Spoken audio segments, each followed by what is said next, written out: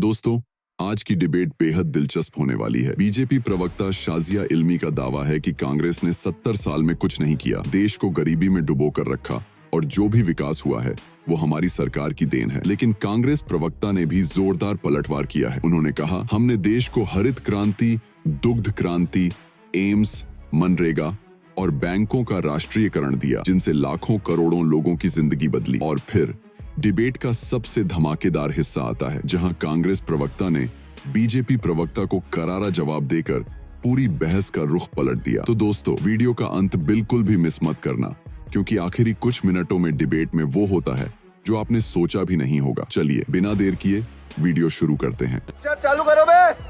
हम वो लोग नहीं हैं कि जो चुनावी हिंदू बन जाते हैं। हम वो लोग नहीं है जो भगवान श्री राम के नाम पर व्यापार करने लगते हैं। हम वो लोग नहीं है जो क्या नाम भगवान हनुमान की जाति बताने लगे। हम वो लोग बिल्कुल कतई नहीं है। हम अपने कामों पर बात करते हैं। ये बड़ी अच्छी बात कही है। हम बात करते हैं 1948 में 1760 करोड़ की इकोनॉमी को हम 44 लाख करोड़ की इकोनॉमी लेकर के आए, जिसमें हमने पीएसयूज बनाए, हमने एम्स बनाए, आईआईटीज बनाए, हमने रिसर्च इंस्टीट्यूट बनाए, हमने भाखड़ा नंगल डैम बनाए, हमने बैंकों का नेशनलाइजेशन किया, हमने कोऑपरेटिव बैंक्स बनाए जिससे किसान कर्ज मुक्त हुआ। फिर क्या नाम, हमने दुग्ध क्रांति करी, हरित क्रांति करी, एक पाकिस्तान के दो पाकिस्तान किए, परमाणु विखंडन किया। बात तो सही है। और उसके बाद हम लोगों ने जो है आपका पंचायती राज सिस्टम दिया, डिजिटल क्रांति के रूप में कंप्यूटराइजेशन किया राजीव गांधी जी के समय। उसके बाद हमने right to education, right to food, right to information और फिर मनरेगा जैसी योजनाएं दी। हम लोग वो लोग हैं, बनाने वाले लोग हैं, और ये लोग झूठे वादे करने वाले लोग हैं। बताइए, 15 लाख रुपए आपके खाते में आ गए हो,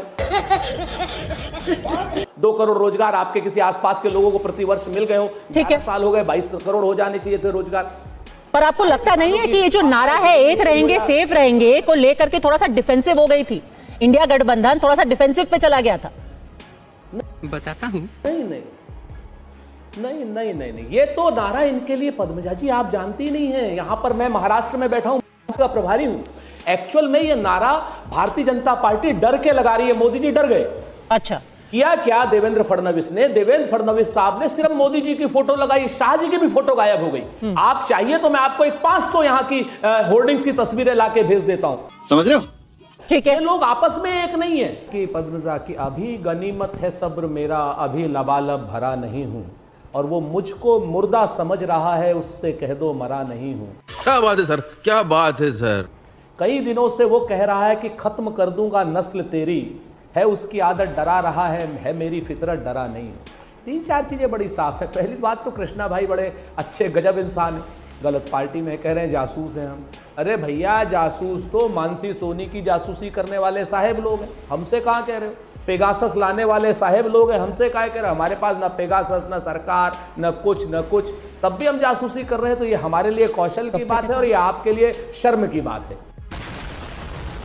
अगर आपकी सरकार नीचे भी, आपकी सरकार ऊपर भी, और हम मुंबई में बैठ के जासूसी कर रहे हैं, तो हमारे लिए गर्व की बात, आपके लिए शर्म की बात। उतना अग्रेसिव आपने नारा दिया था शाजिया जी, उतना ही अग्रेसिव, उतना ही आक्रामक आप कांग्रेस के अध्यक्ष है। वो कह रहे हैं कि भाई ये कोई नेता ऐसी भाषा का इस्तेमाल करता ही नहीं है, ये भाषा तो आतंकियों की है, ये डर भय बंटवारे की भाषा है। ये तो कैसी भाषा का इस्तेमाल करना चाहिए? बहन डर गई।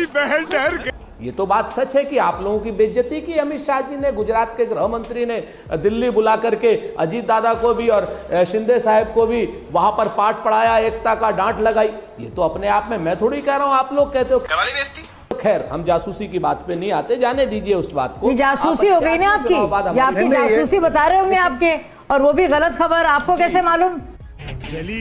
नहीं, ये बात आपको कैसे मालूम? अब शाजिया प्लीज इंटरप्ट मत कीजिए। नहीं तो ये एक विशेष सर्कल होता रहेगा, हर कोई एक दूसरे को इंटरप्ट करता रहेगा। पर बोले ये लोग। मोदी का चश्मा लगाकर बीच में बोली, मोदी का चश्मा लगाकर बीच में बोली बात, मोदी का चश्मा लगाकर। अरे सर, कि अब ये दूसरा इन्होंने मोदी का चश्मा लगा वाला जो इन्होंने नारा किया। अब शाजिया जी, अब इस चीज को देखिए। किशोर भाई, आप क्यों इतना हंसा रहे हैं आज मुझे? क्या है, कितने भगोड़े लोग हैं, भाग जाते हैं कायर लोग हैं, मोदी का भाग जाते हैं। मत लगाओ। पहले कहेंगे बटेंगे तो हमारा चश्मा भी दादा ने कहा कि यहां पर ये नारा नहीं चलेगा, बिल्कुल नहीं नारा चलेगा। तो उन्होंने क्या कहा, एक रहेंगे नेक रहेंगे। अरे इतनी जल्दी बटेंगे तो कटेंगे उसी पे रह लो, या एक रहेंगे तो नेक रहेंगे उस पे रह लो। और एक तुम हो नहीं, इसलिए नहीं हो कि देवेंद्र फडणवीस ने शाह जी को अपने पोस्टर से गायब कर दिया, अमित शाह को अपने पोस्टर से गायब कर दिया। देख रहा है विनो, एकनाथ शिंदे को अमित शाह जी ने बोल दिया साफ साफ एकदम कि नहीं नहीं तुम मुख्यमंत्री नहीं होगे, तुम हमारा मुख्यमंत्री होगा।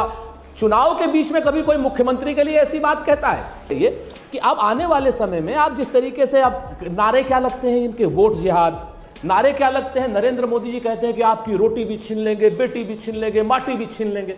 अरे पद्मजा जी बताइए कि 10 साल तक जो आदमी सर्वशक्तिमान भारत देश का प्रधानमंत्री हो, उसके रहते अगर कोई हमारी रोटी, हमारी बेटी या हमारी माटी छीन ले तो लानत है ऐसे प्रधानमंत्री पर, लानत है। आप हिंदू मुसलमान के बीच में नफरत कर रहे हो, आपको शर्म नहीं आती? टीवी डिबेट्स में आप खुलेआम कहते हो बटेंगे कटेंगे। आपने तो लगातार ये काट खेला है, आपने तो लगातार हिंदुओं से भी नफरत की है, ये बात कही है, मुसलमानों के साथ नफरत दिखाई है। चुप साली, बकवास करती है हरामखोर, छील के रख दूंगा।